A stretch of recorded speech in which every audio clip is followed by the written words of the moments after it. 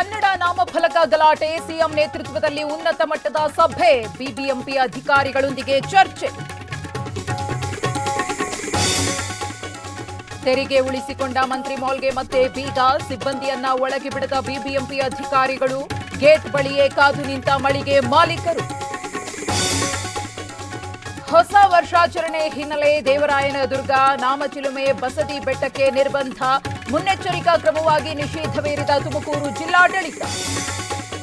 ಮೊರಾರ್ಜಿ ದೇಸಾಯಿ ಶಾಲೆ ಶೌಚಾಲಯ ಸ್ವಚ್ಛತೆ ಕೇಸ್, ಮತ್ತಿಬ್ಬರು ಆರೋಪಿಗಳ ಬಂಧನ, ಅತಿಥಿ ಶಿಕ್ಷಕ ಅಭಿಷೇಕ್, ಅಡುಗೆ ಕೆಲಸದ ಕಲಾವತಿ ಅರೆಸ್ಟ್.